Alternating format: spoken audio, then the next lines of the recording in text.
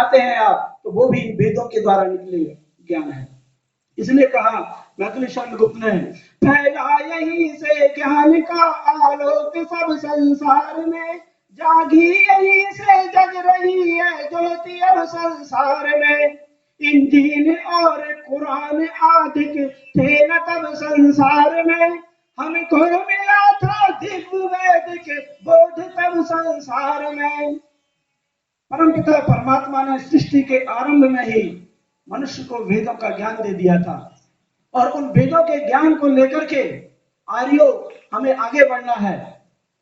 एक ऐसा ज्ञान जो सारे संसार को श्रेष्ठ बना सकता है, सारे संसार को अच्छा बना सकता है। कृणवंतो विश्वमार्यम, सारे संसार को आर्य बनाओ, ऐसा ज्ञान हमें प्राप्त हुआ है। ये धरोहर आर्यों तुम्हें दी है। इसलिए सभी आर्यों को चाहिए, सभी आर्यों को मिलकर के ऋषि के संगठन को, ऋषि के संदेश को, ऋषि के वेद की वाणी को जन जन तक पहुंचाना चाहिए। एक समय था जब भारत पराधीन था, सर्वत्र अविद्या और अंधकार की घटाएं छाई हुई थी। इतिहास में परिवर्तन करके उसे विकृत किया जा रहा था। मंदिरों में पंडों और पुजारियों का ही बोलबाला था।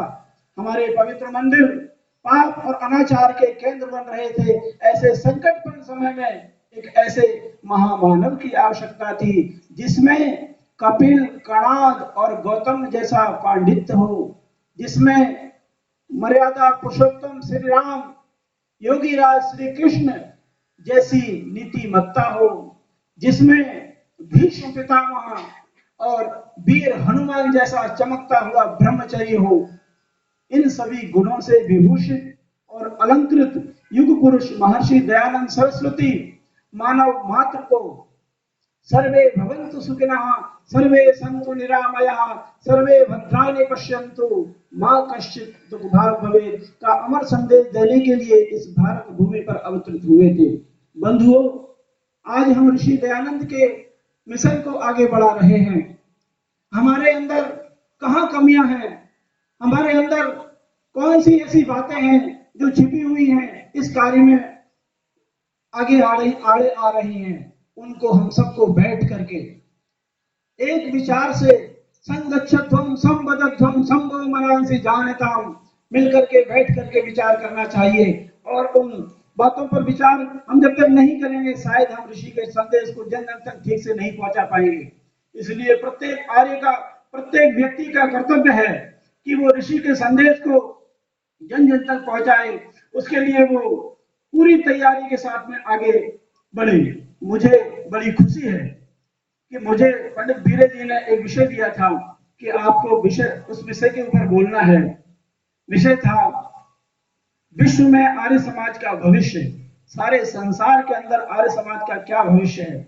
आप सब जानते हैं बंधुओं, माताओं, बहनों, कि आर्य समाज का अतीत बहुत ही सुंदर था।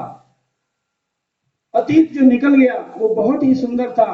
उस ऋषि ने जो मिशन बनाया था उसमें बड़े बड़े विद्वान, बड़े बड़े तपस्वी, बड़े बड़े सन्यासी हुए जिन्होंने आर्य समाज और वेद को आगे रख करके कार्य किया और सारी दुनिया में एक ऐसा डंका बजाया आर्य समाज का, ऋषि के संदेशों का, कि शायद कोई और संस्था ऐसा काम नहीं कर सकती थी। ये बहुत ही सुंदर अतीत था हमारा। हम वर्तमान में बैठे हुए हैं। हमें कुछ वर्तमान की जो समस्याएं हैं उन समस्या को जरूर सुनना चाहिए, जरूर समझना चाहिए। आर्य कौन है? जो श्रेष्ठ है, जो अच्छा है, वो आर्य है। आर्य ही आर्य को, आर्य समाज को आगे बढ़ा सकता है।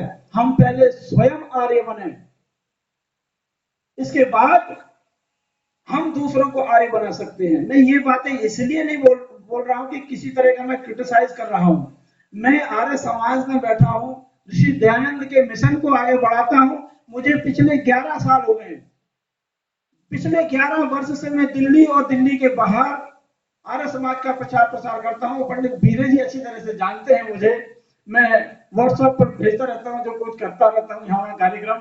बहन उर्मिला जी भी है, लीलावती जी, कुछ लोग हैं जो मुझे जानते हैं, जो व्हाट्सएप से जुड़े हैं, वो सब जानते हैं कि मैं वास्तव में कैसे लगा हूं, करता हूं। तो मैं अपनी बात अपने परिवार के अंदर कह रहा हूं। ये आर्य हमारा एक परिवार है। वसुधैव कुटुंबकम, हम सारे संसार को एक परिवार मानते हैं। पूरे संसार को, पूरे विश्व को जब हम परिवार मानते हैं, तो ये आर्य समाज तो एक छोटा सा हमारा अंग है, ये भी एक परिवार का ही अंग है। इसलिए अपने परिवार के अंदर मैं चर्चा कर रहा हूं। आप इस मेरी बातों को कोई अन्यथा ना लें। हमें ऋषि ध्यान में क्योंकि कार्य करता हूं, देखता हूं कि शायद कहीं कुछ कमियां हैं, उन कमियों को हमें निश्चित रूप से दूर करना चाहिए। और कमियां हमेशा बैठ करके ही दूर होती हैं। जब तक आप विचार नहीं करेंगे, विचार करके ही अपने काम को आगे बढ़ाया जा सकता है। यदि कहीं कोई त्रुटि है तो उस त्रुटि को छोड़ सकते हैं। तो कुछ सुझाव मैं अपनी ओर से, आप लोग वैसे तो आप लोग सब जानते हैं, आप मेरे से बड़े हैं, बुजुर्ग हैं, ज्यादा जानकार हैं। मैं आपको बताऊं तो शायद ऐसा भी लगता है कि मैं शायद कुछ गलत कर रहा हूं, नहीं बता रहा हूं या नहीं बताना चाहिए, लेकिन फिर भी मैं अपनी बात को जरूर आपके सामने रखना चाहता हूं।